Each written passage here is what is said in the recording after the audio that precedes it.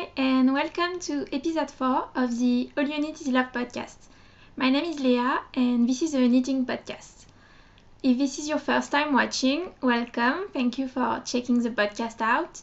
This is mainly about knitting, yarn, and some other crafty hobbies. If you are a returning viewer, thank you so much for all of you who have left comments, who have been subscribing on YouTube, and just thank you for keeping on watching. I hope you enjoy it today as well.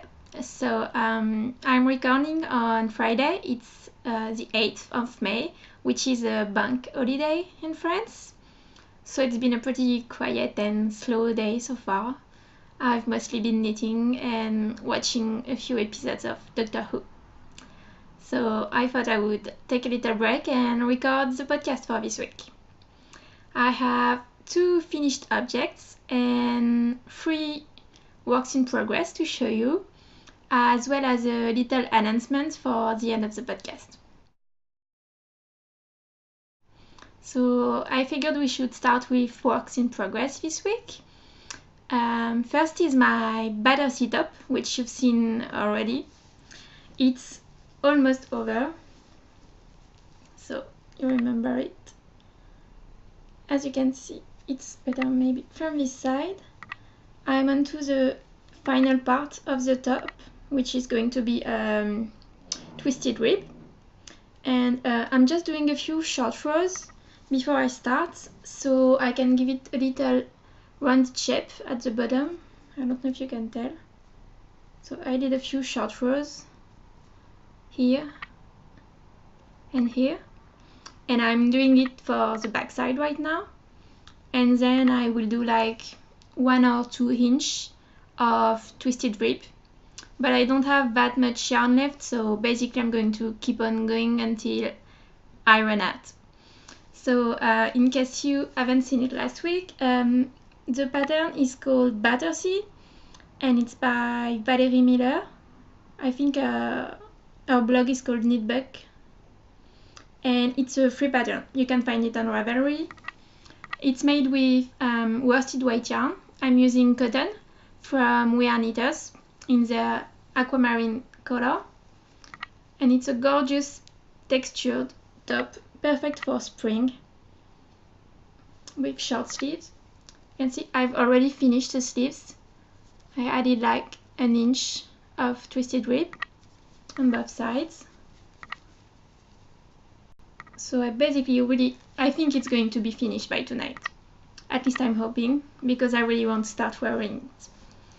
So this is how much yarn I have left.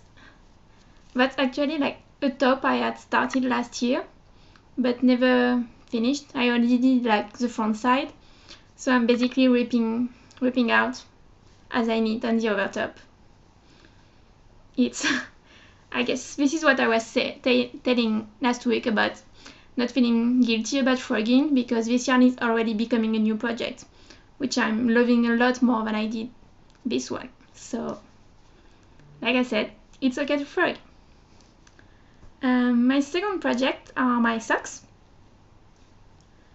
So, as you can tell, I haven't made that much progress since last week. I think I was here on the foot, and I did the heel. And I thought I would talk a little bit about it this week, because I think this is my 9th pair of socks, and each one has a different heel, because I've been trying them all to figure out which one I like best, and I think we have a winner. So let me show you. This is what the heel look like.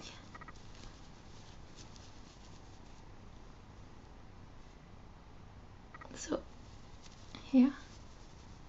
Sorry. Like I said, I did a short row heel, and I used a new technique to make it, which is on the first part of the short row heel you use wrap and turns, and there's a lot of ways of doing them, and most of them end up with little hole on the heel.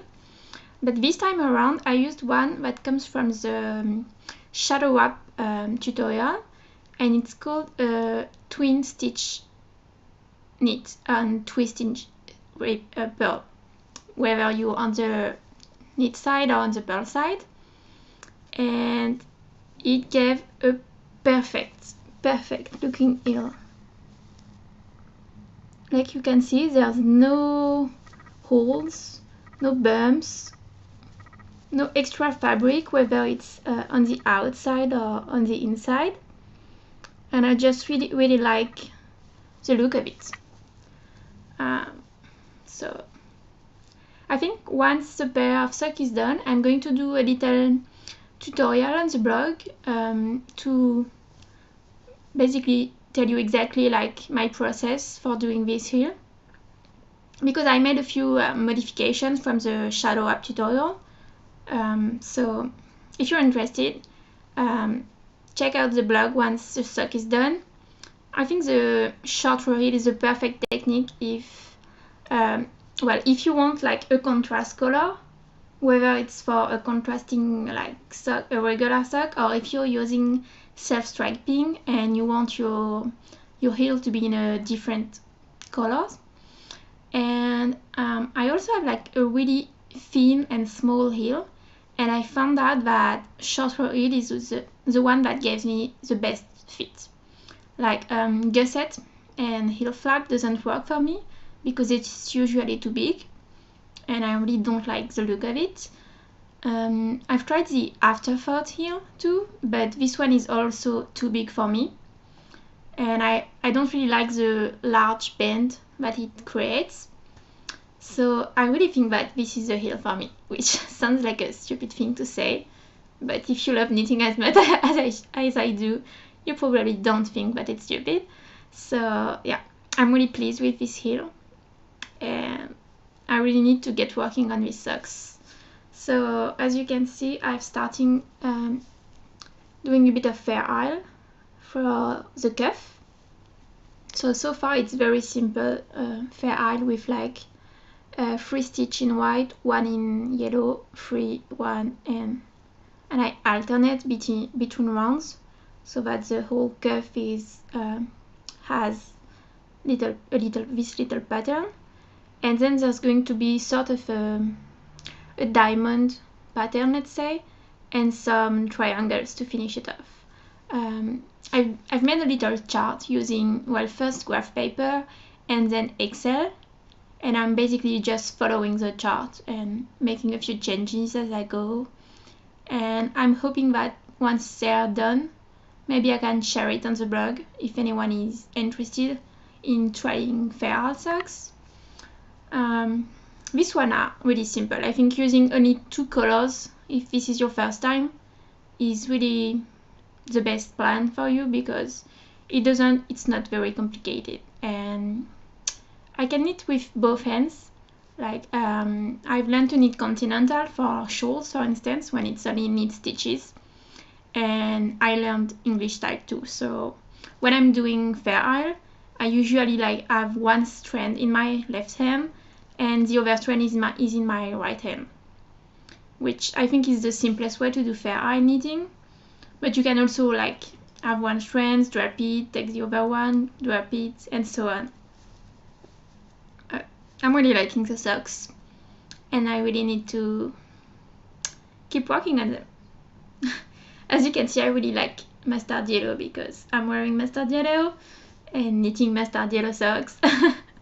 And I have a mustard yellow sweater that I'm planning. So really, there's no such thing as having too many yellow projects, I think. So that was my second work in progress. And the third one is quite new on the needles, but I've been working a lot on it this week, and it's actually almost done. It's a shawl, a free shawl on Ravelry, which is called the Near Milintu shawl. I think it's Finnish, I'm not quite sure. And it's a triangular shawl, but knit from the side. So you start on this side, and then it's garter stitch until you reach the first panel, which is a lace panel.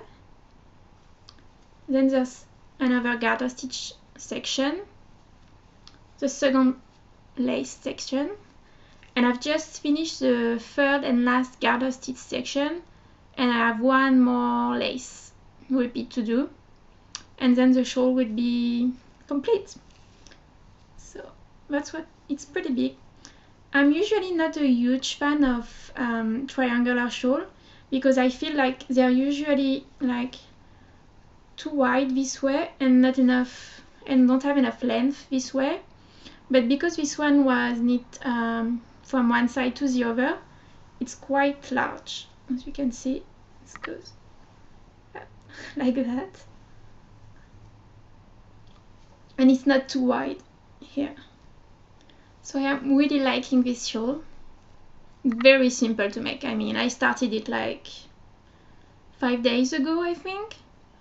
And well, it's garter stitch flat, so all you're doing is knitting, knitting, knitting, and knit stitch all the way, which is really fast and nice. And I really like garter stitch on shawls because garter stitch is so much squishier than over stitch, because it's, you know, it's thicker. There's garter on both sides, and I think it blocks really well. I mean, it should look like this. The lace is going to block out very well too, I think. So I'm really liking this pattern, and like I said, it's free on Ravelry, and I think it's also on like a few different languages in case you can't knit in English. And I definitely recommend it. It only uses one skein of yarn, and I'm actually using sock yarn. It's Cascade Heritage, which is 80% wool merino and 20% nylon.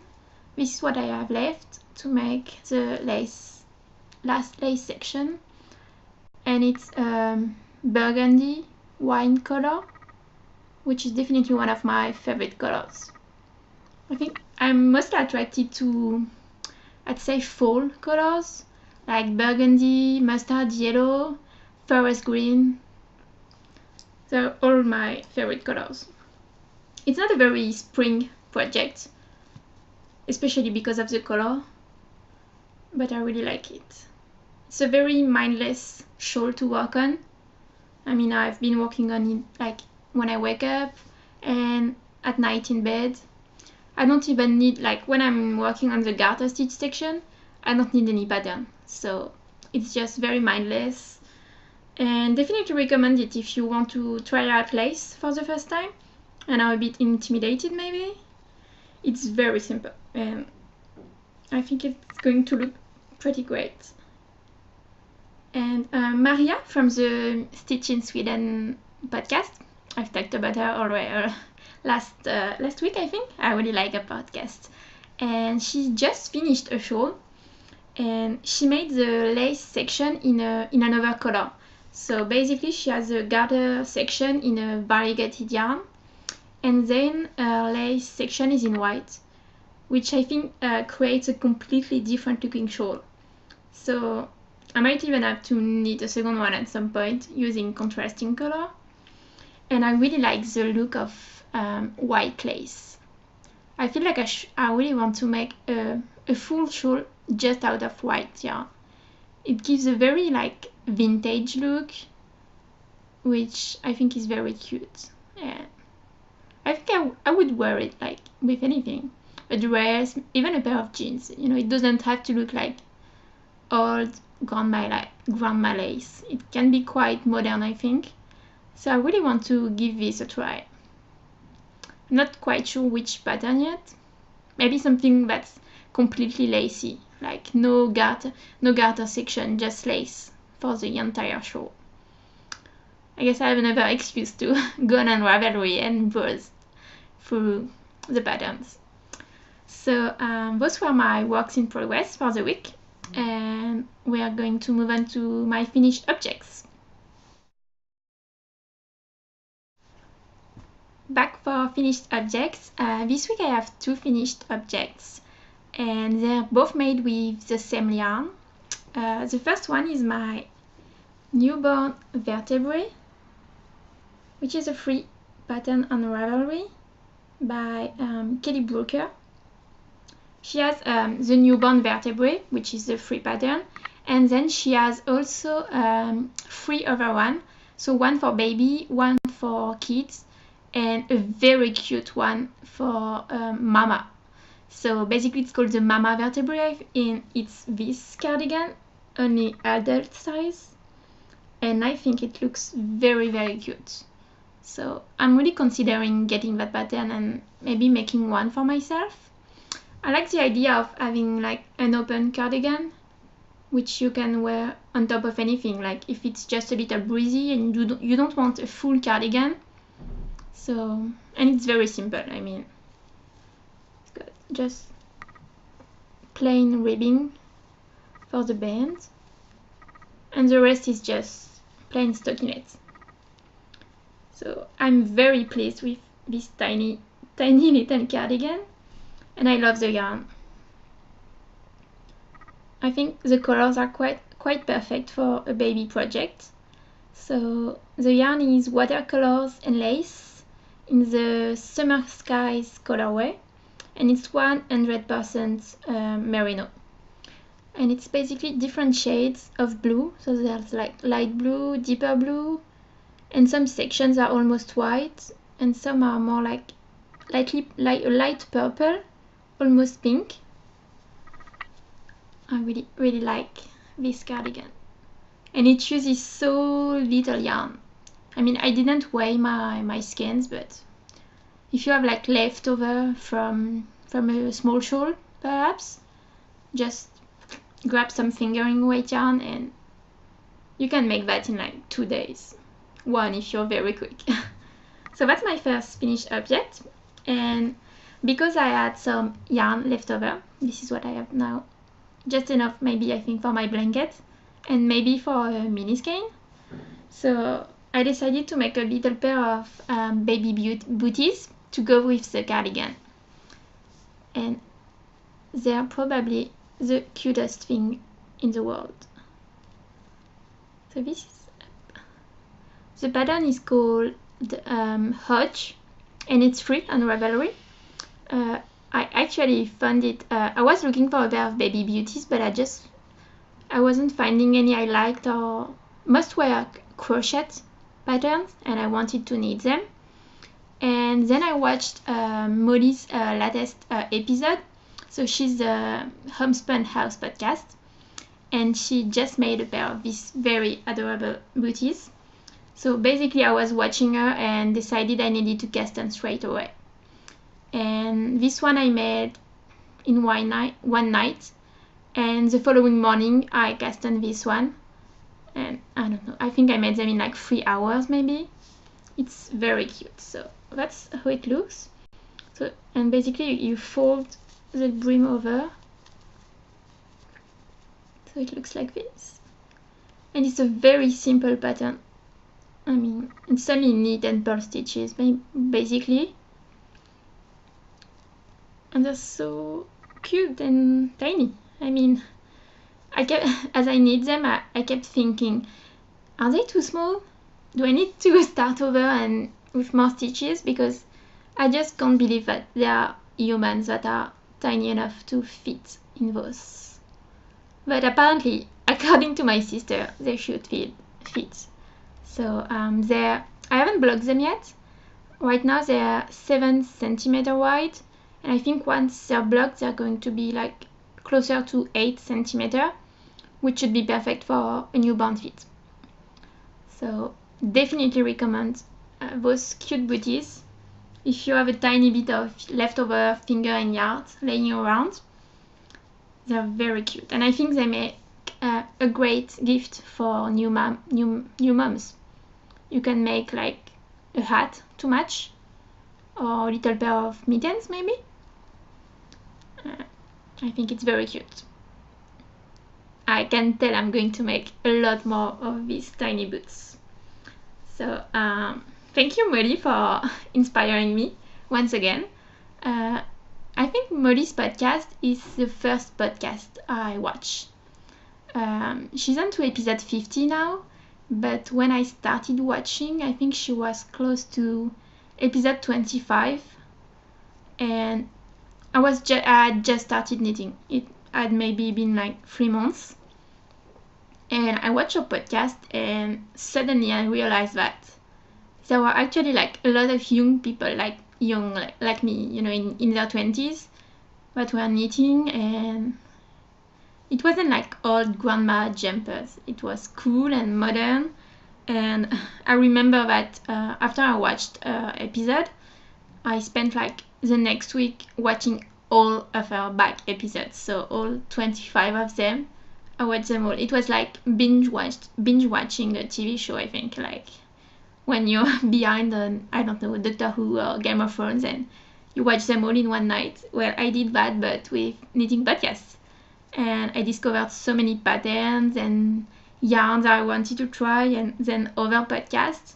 So I feel like I should say thank you to Molly, because she's definitely one of the reasons I'm recording today, and one of the reasons that I've been knitting all the time ever since, and been loving it so much. So you should definitely check out podcasts, and there might not be new episodes for a little while, because she's just about to have a second baby. So I don't know if she's born yet or not, but very eager to saw her wearing all of her cute little knitting outfits, because Molly has been knitting a lot of little socks and little booties and little cardigans. And definitely check out her podcast and her website. She makes very cute project bags and stitch markers and anything. And she also have a few patterns out, including the very first shawl I made was her Whispering Pines design, which is her very first knitting design, which she has on Ravelry. You can find it there. It's Whispering Pines, and it's a very cute triangular shawl inspired by her grandma and Robert Frost poem, which I really really like. And I think that's how my love of shawl started. It was knitting hers. I haven't stopped since, and I still adore shawls. So I guess once again, thank you, Molly, and you should definitely go check it out. So that's it for finished objects, and we're going to move on to a little announcement section. So I've been knitting a lot of baby things lately, and some of you have been too, including Lottie. She's Lottie Lesecat on Ravelry, and she has and just another podcast on YouTube and on Ravelry. You can find groups here. And Lottie and I have been talking a lot since we each found out each other blogs and podcasts. And we've both been knitting this newborn vertebrae at the same time. And we thought we could maybe organize a knit-along together. So it's called the Little Baby Knit-along, Baby Cat. And basically it's about knitting baby stuffs. So it's going to start on Monday, which will be May the 11th, and it's going to run until almost the end of June. It's going to be hosted on both our Ravelry groups, because for the occasion I decided I would create a group for the podcast. I will share a link right here and on the show notes on the blog. And basically, if you're feeling like knitting baby booty, baby socks, baby cardigans, anything for tiny little humans, you should definitely join us. There will be a chatter thread for just telling us about patterns you're thinking about knitting, which yarn you want to use, and by the end of the knit-along, I will pick one winner from that chat thread to get a pattern. I think I know which pattern it will be, but I will tell you maybe in a later episode. And there are also going to be obviously a finished objects thread, which I think will be on Lottie's group. And you will, one of you will win a skein of yarn by the end of the knit-along. So definitely come check it out. Join us if you feel like knitting and chatting. And I've also posted on my blog a little roundup of all of my favorites free patterns for babies. So there's the newborn vertebrae, which I've just shown you, the Hodge booties, and a lot more cute cardigans, a little dress, which is the cutest thing ever. I wished I knew someone who was about to have a baby girl so I could knit it, and a lot more. So definitely go check it out, because well, it's always nice to find free patterns, and some of them are in a lot of different languages. So even if you're knitting in French, for instance, I think some of them you can find in French, and I could always help you with the translation if you need. So yeah, I think this is going to be very fun. The call will start on Monday, and I've already picked out what I'm going to knit. I've just ordered some yarn, which hasn't made its way to me yet because, like I said, today is a bank holiday, so there's no post, which I don't like days without post, I guess. And I've ordered quite a few skeins of Baby Merino by Drops, which I think is a perfect yarn for baby projects because it's cheap and it's 100% merino superwash, and it's incredibly soft, which I think is perfect for newborns and tiny babies with sensitive skin. And one other good thing is that throughout May, Drops is having a sale on their yarn, so almost everything is 35% off. So I ordered, I think, like close to 15 skeins, and each cost me like between 2 and 3 euros. So I will add a link to that to the Drops website if you want to check it out, and I will tell you more about the yarn on next episode once I receive it and start knitting with it. But I'm really excited for this call. Hope you will join us. You can share your progress on Instagram using the hashtag LiloBabyCal, which you can see here.